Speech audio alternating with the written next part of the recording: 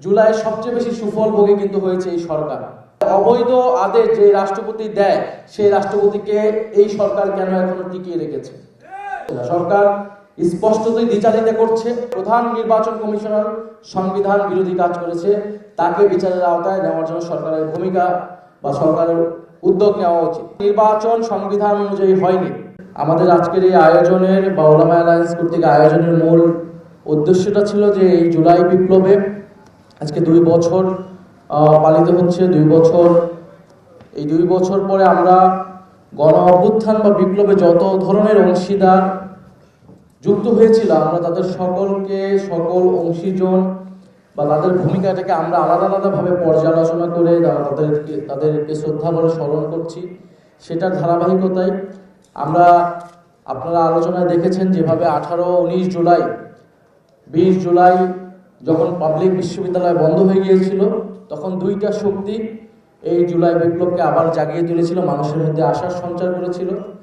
একটা হচ্ছে প্রাইভেট বিশ্ববিদ্যালয়ের শিক্ষার্থীবৃন্দ, আর একটা হচ্ছে মাদ্রাসার শিক্ষার্থীবৃন্দ। এবং 2013 সালের আন্দোলন, প্রাইভেট বিশ্ববিদ্যালয়ের ভ্যাট বিরোধী আন্দোলন, 2018 সালের কোটা সংস্কারের এবং নিরাপদ সড়ক আন্দোলনের সকল কিছুর সম্মিলিত একটা রূপ, অর্থাৎ এই যে বৃহত্তর ছাত্রদের মধ্যে একটা বৃহত্তর ঐক্য তৈরি হলো, এটা গত 8-10 বছরের ধারাবাহিকতায় আমরা পেয়েছি। তো ছাত্র সমাজের মধ্যে এই ঐক্য এসেছিল। আমরা মনে করি দেশের যে কোনো সংকটে, জাতীয় যে কোনো সংকটে এই ঐক্য থাকবে জুলাই বিপ্লবকে বাঁচিয়ে রাখার প্রশ্নে। আমাদের এখানে অতিথিরাও বক্তব্য দিয়েছেন। আমাদের আলেম সমাজ, আমাদের ওলামায়ে কেরামের যে দীর্ঘ লড়াই এই ভূমিতে, এই বঙ্গের মাটিতে, সেই ব্রিটিশ বিরোধী সংগ্রাম থেকে আমাদের স্বাধীনতা সংগ্রাম সহ এদেশের সকল গণতান্ত্রিক সংগ্রামে, দেশের মানুষের পক্ষের সংগ্রামে, অধিকারের পক্ষে, শুধুমাত্র ওলামার সমাজের পক্ষের আন্দোলন না, বরং জাতীয় যে আন্দোলনগুলো ছিল সবকিছুতেই আমাদের স্বাধীনতা, সার্বভৌমত্বের আন্দোলনে আমাদের ওলামায়ে কেরামের ভূমিকা ছিল, মাদ্রাসা শিক্ষার্থীদের ভূমিকা ছিল। পরোক্ষভাবে প্রকারান্তরে আমরা আওয়ামী লীগের সময়, ফ্যাসিস্ট সময় দেখেছি জঙ্গিবাদের তকমা দিয়ে, ওয়ারেন্ট টেররের একটা সময় আমরা দেখেছি এখানে ইসলামকে কিভাবে ভীতিকরভাবে হাজির করা হয়েছে। মাদ্রাসা শিক্ষার্থী এই যে জোব্বা রক্তাক্ত হয়েছে, শুধু জুলাই বিপ্লবে নয়, গত কয়েক দশক ধরে রক্তাক্ত হয়েছে, শুধু বাংলাদেশে নয়, পুরো পৃথিবী জুড়ে রক্তাক্ত হয়েছে ইসলাম এবং মুসলমানের পরিচয় এবং চিহ্ন হিসেবে। ফলে এই রক্তাক্ত জুব্বা কিন্তু বিদ্রোহের প্রতীক, লড়াইয়ের প্রতীক। সেই লড়াইকে আমরা ধারণ করে সামনে বাংলাদেশকে আমরা এগিয়ে নিয়ে যাব, সেটা আমরা প্রত্যাশা করছি। এবং এই সরকারের প্রতি আহ্বান থাকবে, আমাদের ওলামায়ে কেরাম, আমাদের মাদ্রাসা শিক্ষার্থীদের যে ভূমিকা, তারা শাহাদাত বরণ করেছে জুলাই বিপ্লব নয়, তার শাপলা আন্দোলন থেকে শুরু করে গত মোদি বিরোধী আন্দোলন সহ সকল আন্দোলনে তাদের যারা ক্ষতিগ্রস্ত হয়েছে তাদের যাতে রাষ্ট্রীয় স্বীকৃতি, সম্মাননা দেয় সরকার। এবং একটা কথা এখন সরকারের পক্ষ থেকে বলা হচ্ছে যে জুলাই চেতনা বিক্রি করে রাজনীতি করা যাবে না। তো জুলাই চেতনা কেউ বিক্রি করতে যাচ্ছে না। জুলাই চেতনা মুক্তিযুদ্ধের তথাকথিত চেতনার মতো কোনো চেতনা না, যেটার মাধ্যমে এই দেশে গুম খুন, দেশের টাকা লুটপাট হয়েছে, দেশে 3-3 বার ভোটাধিকার হরণ করা হয়েছে। বরং গত 50 বছর ধরে মুক্তিযুদ্ধের নামে আওয়ামী লীগ সেই রাজনীতি করেছে, এই দেশকে বিক্রি করার রাজনীতি করেছে, এদেশের গণতন্ত্রকে হত্যা করার রাজনীতি করেছে, মানুষের অধিকার হরণের রাজনীতি করেছে। এবং সেই মুক্তিযুদ্ধে তথাকথিত চেতনার কথা এখন বর্তমান সরকার বিএনপির মুখেই আমরা সবচেয়ে বেশি শুনি।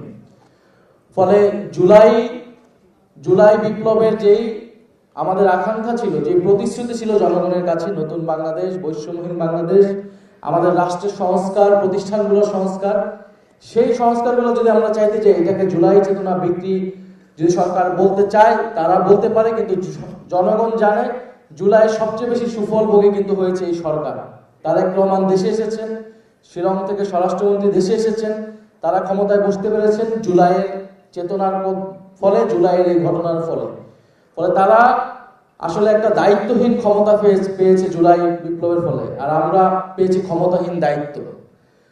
তো স্বরাষ্ট্রমন্ত্রী তিনি বলে যাচ্ছেন যে গণভোট এর যে আদেশ, সেই আদেশ রাষ্ট্রপতি দিয়েছে, যেটা অবৈধ। তাহলে অবৈধ আদেশ যে রাষ্ট্রপতি দেয় সেই রাষ্ট্রপতিকে এই সরকার কেন এখনো টিকিয়ে রেখেছে?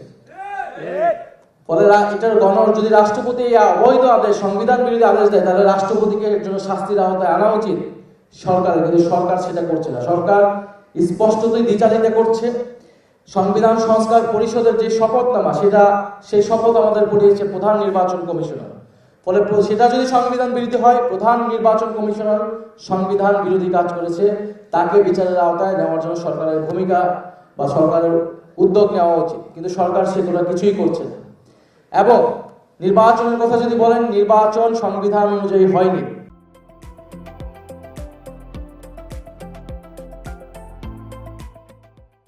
নির্বাচন জুলাই বিপ্লবের ফলে মানুষের যে সার্বভৌম আকাঙ্ক্ষা তৈরি হয়েছে এবং যে আদেশ দেওয়া হয়েছিল, সেই আদেশের ভিত্তিতে নির্বাচন এবং গণভোট দুইটি হয়েছে। কারণ বিদ্যমান সংবিধানে কোথাও 2026 সালে নির্বাচনের কথা ছিল না, ছিল 2029 সালে নির্বাচনের কথা।